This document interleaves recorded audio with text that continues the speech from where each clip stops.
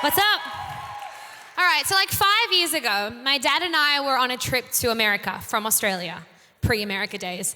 And we just arrived at Dallas Airport and we were waiting in the lines for customs because clearly that's exactly what you feel like doing after a 15-hour journey and feeling like you haven't showered since like the Middle Ages or something like that. So we're standing in line waiting for the customs and I'm checking my Facebook and my dad goes first. And as I look up, I see 2 big security guards taking my dad away to the room without any windows. You know the room? Like the room you never come out of. You don't want to go to that room. So just as I was about to go all Olivia Pope on this situation and like handle it, the security guard, the customs officer said, "Next." I was freaking out. I was so nervous. I felt guilty and did not know why.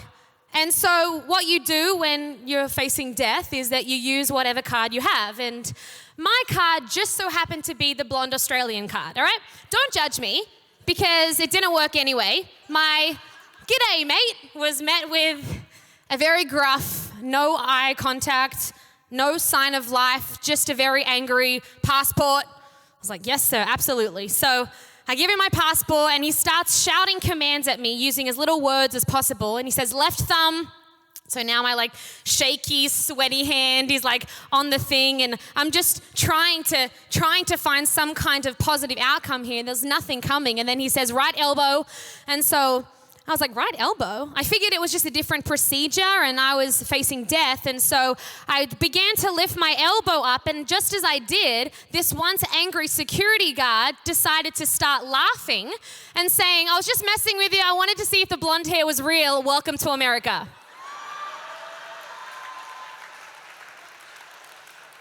So sympathetic, guys. Thanks so much. Here's my point.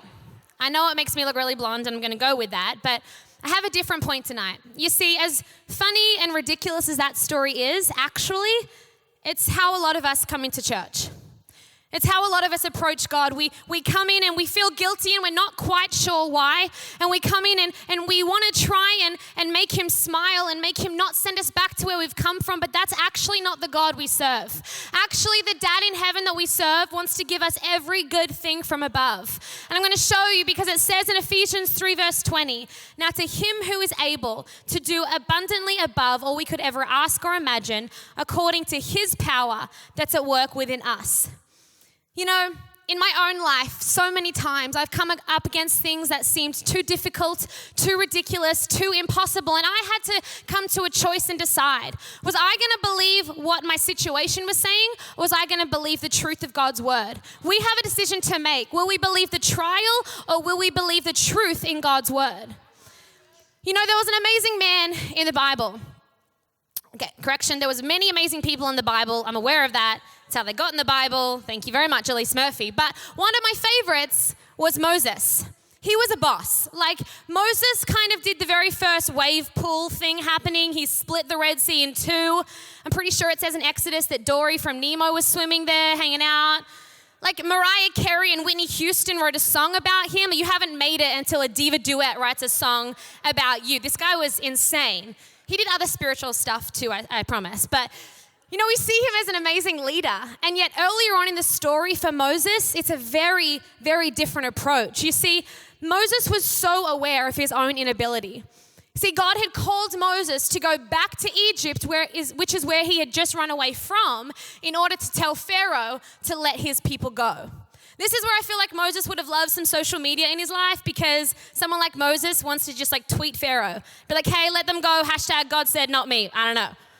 I'll like Instagram a photo of the promised land and just tag Pharaoh in that because he was so aware of his own inability. You know, you've got Moses here who has the lowest self-esteem ever. He has a major stuttering issue and he's been running from Pharaoh / the Popo for ages because he killed a guy. And yet God looks down from heaven and says, "Actually, I'm going to use him." The guy that killed a guy? Are you serious? And yet I think Moses had the same response as me because he says in Exodus 3:11, "But why me? What makes you think I could ever go to Pharaoh and lead the children of Israel out of Egypt?" But you see, God had chosen him. And when God chooses someone, he chooses them for life. And so instead of just trying to give him a bit of an ego boost, he says in verse 14, "It's cool. I'll be with you. I am able." Doesn't it suck when you're fishing for compliments and you don't get back what you thought you would? See, here's what I'm learning. God doesn't do compliments, he just does calling. And so when God calls you to something, he calls you for life. So often we want to remind God of why we're the wrong choice, why somebody else should do what we're doing. And you see, God doesn't look at that. We're so often reminding God of our past, and he's still fixed on our promise. We're so often wanting to tell him what we did by ourselves back in the day, and he's over here saying, but don't you understand the impossible things we could do if we do it together? God has called you to do impossible things.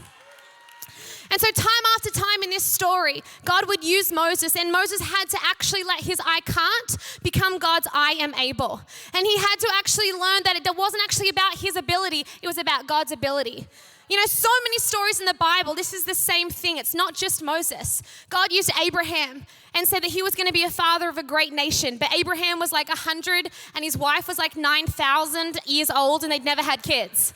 And yet it happened because God wanted to prove it's not about our lack of ability or our faith level. He can still raise a generation up, you know. God used a young boy named David at 17 years old to kill the biggest, scariest, probably ugliest giant in the land. Why? Because God wanted to prove it's not about your age. You can be 9 or 99 and God can still use you to kill giants. God used a beautiful young orphan girl named Esther and he promoted her to queen because he wanted to prove one thing. Doesn't matter where you've been, doesn't matter where you come from, it doesn't matter about your background. God can still use you to save an entire generation. God is so able. So I don't know where you've come in from tonight. I don't know what impossible situation you're facing, but I do know my God. And I do know that in Ephesians 3:20, he says, now to him who is able to do abundantly beyond, above everything we could ever ask, imagine, or think. Our God is able.